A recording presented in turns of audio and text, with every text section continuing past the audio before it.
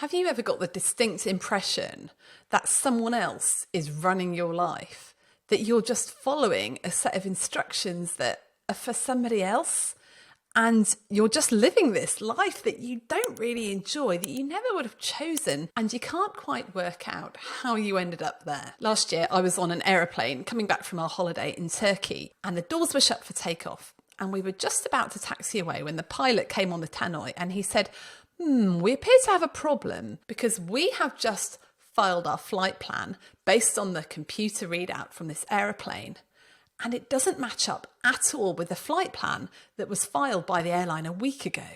We're going to have to investigate. So amid much sighing and waiting and huffing and puffing, 20 minutes later, he comes back onto the tannoy and says, it seems that when they filed the flight plan a week ago, they forgot to put on a payload. They forgot the fact that we were going to have passengers, that we were going to have luggage, and this plane does not have enough fuel to complete the journey that we want to make. It's not going to make it to the destination. And at the time, I was just struck by how similar to life that was.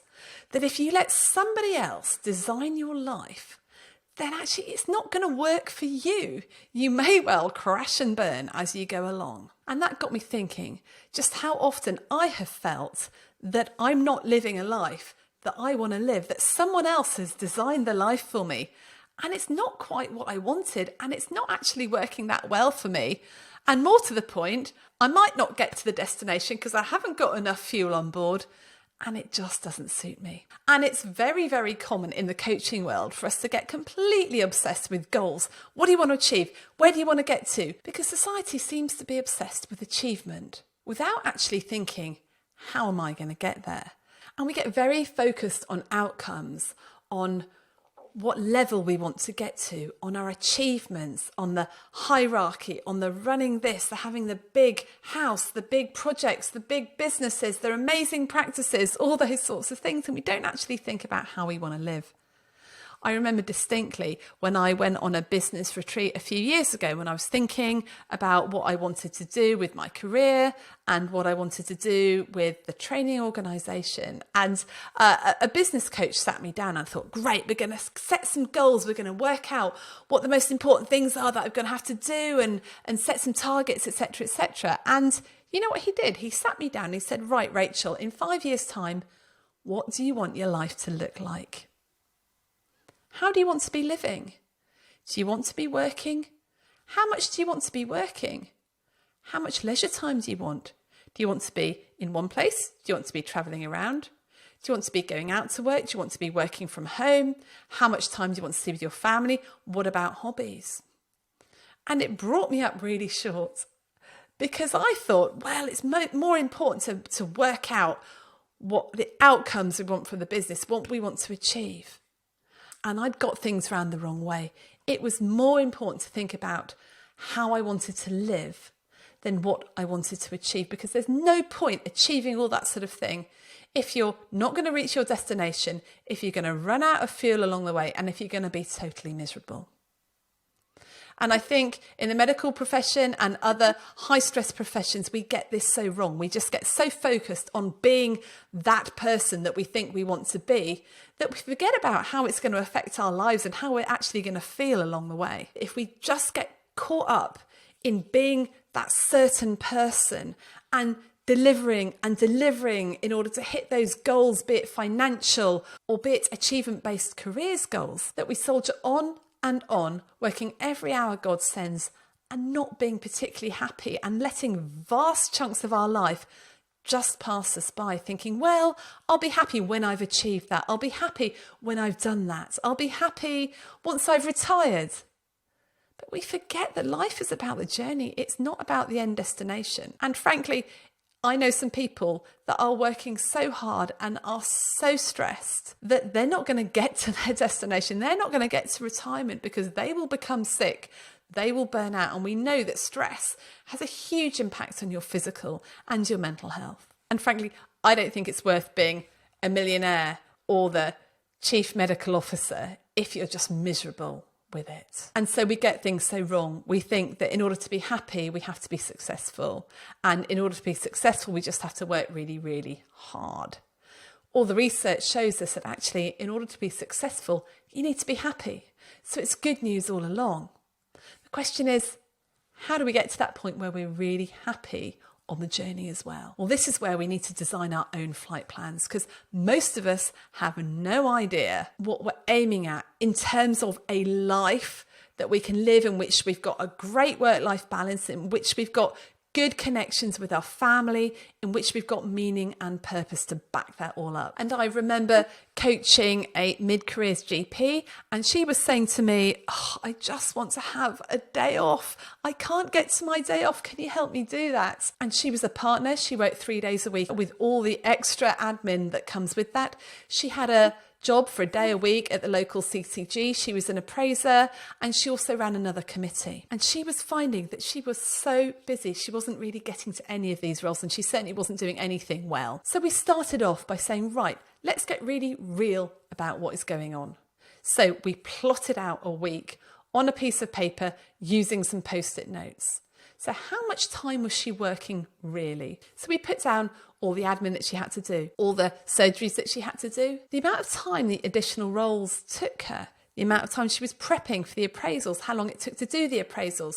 What about when she was duty doctor? How long did that take? What about the admin she was doing at weekends? We got it all done and we plotted it out on a piece of paper. And once we'd done that, I put it in front of her and we just looked at it, and I said to her, what do you notice? And she looked at it and said, I appear to be working about 13 sessions a week. No wonder I can't get my day off. So often we take on this role and that role because no one else is doing it, or we think it might be exciting or good for our career. And we fail to drop anything from anywhere else. And so we just layer one job on another, more responsibilities, all of which take time. And what ends up happening is you're just trying to do this stuff off the corner of your desk and spending all your time at the weekends just catching up on stuff that you didn't manage to do. So what did we do next? Well, we did this exercise again, but this time we talked about the ideal week, and we plotted out what an ideal week would look like. Now, on a side note, quite recently, I was in a training workshop, and we were asked to think about what our lives would look like if we got everything that we wanted, everything that we needed.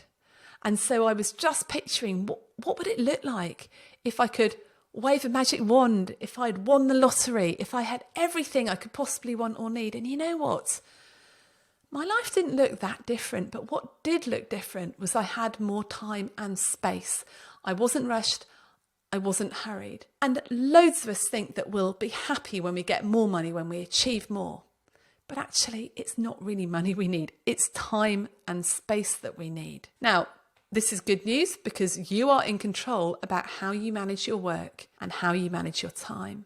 And this was very, very similar for the partner that I was coaching. We looked at what her ideal week looked like, and she was able to put in exactly how much clinical work she wanted to do, the sorts of roles that she wanted to do, what she wanted to do in her time off, hobbies, when she wanted to see her family, spend time with her kids. And that new week looked very, very different from the week that she currently had. And what we were able to do is put these side by side and just compare and contrast them. And at which point I said to her, well, what do you want to do now? And she looked at it, and it became really obvious that she just had to drop one of the roles in order to get some time off. Either that or continue doing what she was doing. The problem is, if you continue doing what you've always done, you're always going to get what you've always got. And that's the problem if we continue to let other people design our lives, other people tell us how many sessions we ought to do or how much money we've got to earn, and not think about this and think, how much do I really need and how do I want to live? Then we are playing to someone else's tune the whole time, and we're constantly chasing happiness that we're never going to get because it's someone else's idea of what we should be doing. And often we're not focusing on the things that will truly make us happy. So for me, it would be having a spacious life, having time to spend with friends, to create stuff, not always being nose to the grindstone. So if you find yourself on this journey of life, feeling overwhelmed, feeling exhausted, feeling a bit miserable, thinking that your life just seems to be piloted by somebody else, and it's time to file your own flight plan. Look at the current flight plan and think to yourself, is this what I would have chosen? Is this what I want? And get really realistic about how much time you actually have and how much work you actually have. Once you've got realistic, get imaginative, get creative. Think, how would I love my life to look? If I could wave a magic wand, what would I do? If I won the lottery, what would I do? If I was giving some advice to my best mate, what would I tell them would be good for them? What would I say? That is how you ought to live. And plan it out. Look at what changes are needed in your life. Now, I don't think anyone is ever going to get to the completely ideal plan of their life because things crop up. We have other responsibilities. We have things that we will choose to do. But getting as close as we can, surely, is one of the ways in which we can ensure that we are thriving, that we can survive the day job and we're actually enjoying our work, we're enjoying our lives, and we are not feeling constantly that we are on a hamster wheel or chasing our tail and never doing any of the stuff that really makes life worth living. So in the show notes, we have put a link to the Thrive Week Planner. This is a tool that I used when I was coaching this doctor, and it really, really helps you to get clear on how you want to live. Now, I try and do this every 3 months or so to make sure that I'm not going too far off course and I can do these little course corrections all the time. Because if you don't know your destination, how I want to live, as well as what I want to achieve, then you'll find that you're not happy, you're living somebody else's life. But if you can get super clear on what a great life, a great journey will look like for you, then you'll start to become aware of the choices that you've got. You'll start to know what to say yes to, what to say no to. You'll feel happier, you'll feel more in control, and ultimately, this will be better for your patients, for your colleagues, for your friends, for your family, and for you.